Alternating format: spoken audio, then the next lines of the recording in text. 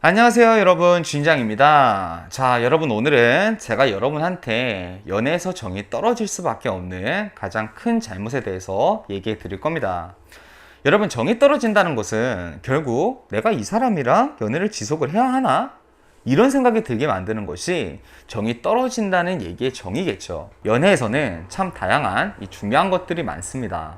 서로에 대한 신뢰, 애정, 헌신, 이렇게 등등 많은 것들이 있지만, 이 중에서도 가장 중요한 것 하나를 꼽으라면 상대방에 대한 존중입니다. 자, 상대방을 진심으로 사랑하는 그 마음이 제일 중요한 것이 아닌가요? 물론 기본적으로는 여러분, 이 사랑이라는 것이 가장 중요하겠죠.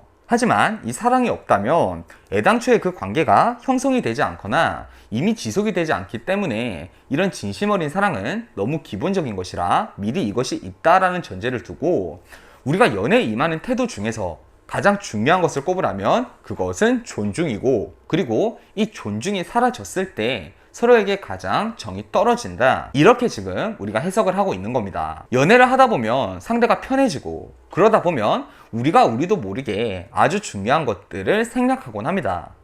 서로에게 고마움이 있을 때 에이, 우리 사이에 무슨 이런 걸 말로 해, 말 안 해도 알지, 이렇게 생각하고 넘기기도 하고, 이 사랑에 대해서도 점점 더 상대방한테 사랑한다라는 말이 쑥스러워지는 그런 경우들도 있습니다. 이런 사소한 행동들도 우리가 상대방의 감정을 존중한다면 없어져서는 안 되는 것들인데, 어느샌가 이런 것들이 줄어들고 있을 수도 있다는 거예요. 그래서 오늘은 상대방이 나에게 정이 떨어지지 않도록 존중을 잃지 않는 방법들, 이 세 가지에 대해서 얘기해 드리겠습니다. 첫 번째, 가까운 사이일수록 선을 지켜라. 사람은 이 사람마다 자기 자신의 바운더리가 있습니다. 그리고 이 바운더리에 가까울수록 우리가 친밀한 사람으로 정의를 하고, 이 바운더리에서 먼 사람일수록 우리와 이 거리감이 있는 사람이라고 정의를 하죠. 특히 연인 관계에서는 시간이 지날수록 어느샌가 이 바운더리가 흐려져서 상대와 나의 바운더리가 하나가 되는 그런 경우가 많은데, 이때 우리가 상대방의 개인적인 바운더리를 마치 나 자신의 바운더리처럼 느끼기 시작하는 경우가 있는 겁니다. 그리고 그럴 때 보통 우리가 선을 지키지 못하는 실수를 하곤 하는 거예요. 우리가 설날이나 추석에 친척 어른들이 주시는 용돈에는 허리 숙여서 감사합니다, 이렇게 인사를 했던 이유도 그 친척 어른이 나에게 이런 용돈을 주시는 것이 당연한 것이 아니기 때문이죠. 하지만 우리가 부모님에게 매달 용돈을 타쓰는 입장이라면 그건 어느샌가 부모님이 용돈을 주시는 것을 감사하기보다는 당연히 내가 부모님에게 받아야 하는 용돈의 그 권리라고 여겨지기도 하거든요. 이렇게 가까운 사이일수록 오히려 선을 지키기가 어려워지고 우리가 실수를 하기 마련인데, 연인 관계는 여러분, 냉정하게 말하면 선이 없는 것처럼 보일 뿐이지 선이 없는 관계가 절대 아닙니다. 그래서 이렇게 이 가까운 사이일수록 상대방의 의견이나 감정에 대해서 넘겨짚기보다는 오히려 더 조심하고 존중하는 태도가 필요한 거예요. 평소에 아무리 가깝다고 편한 사이라 하더라도 이 선을 지키지 않을 때 서로의 관계에 이 불화의 씨앗이 생긴다는 거 잊지 말도록 합시다. 두 번째, 감사 표현에 인색하지 마라. 가까운 사이일수록 서로에게 감사 표현을 하지 않게 되는 경우들이 있습니다.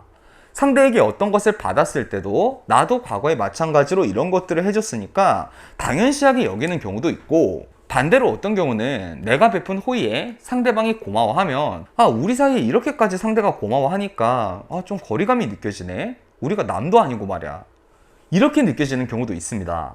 하지만 여러분, 이런 감사 표현은요, 상대방과 나 사이의 관계에 온도를 올려주게 됩니다. 항상 서로에게 고마움을 잊지 않게 만들어주며, 단순한 마음으로는 굳이 말 안 해도 알지, 이런 생각이 들어도 어느샌가 무뎌져가는 서로에 대한 감사함을 떠올리게 만들어주는 거죠. 감사 표현에 인색하기 시작하면 다른 표현들에 대해서도 여러분 같이 인색해집니다.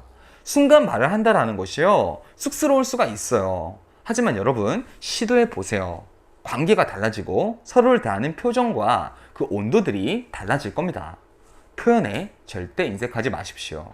그것이 상대방에 대한 존중입니다. 세 번째, 나의 감정과 상대방의 감정을 동일한 우선순위에 둔다. 자, 여기서 중요한 것은 이 동일한 우선순위, 이 표현인 것 같아요. 상대방의 감정을 내 감정처럼 소중히 한다. 자, 이 정도의 이 표현이면요. 사람이기에 가장 중요한 것은 그래도 내 감정이 됩니다. 하지만 우리가 이렇게 상대방과 내 감정이 정말 동일하게 똑같이 소중하다.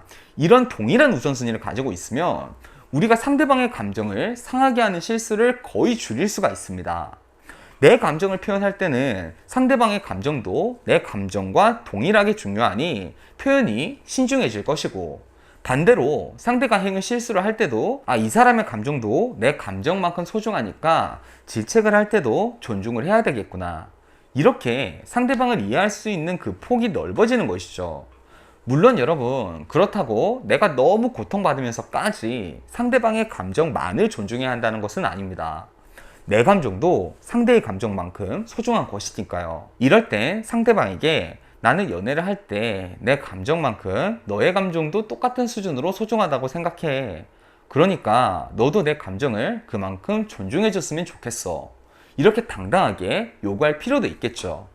하지만 우리가 이런 기준을 가지고 있다면 아무래도 불필요한 다툼이나 갈등을 모두 줄일 수 있고, 그만큼 상대가 나를 더 존중할 수가 있을 겁니다. 자, 여러분, 오늘 이렇게 상대가 나를 떠날 수 없을 만큼 정이 들게 만드는 존중을 잃지 않는 방법 3가지에 대해서 배워봤습니다.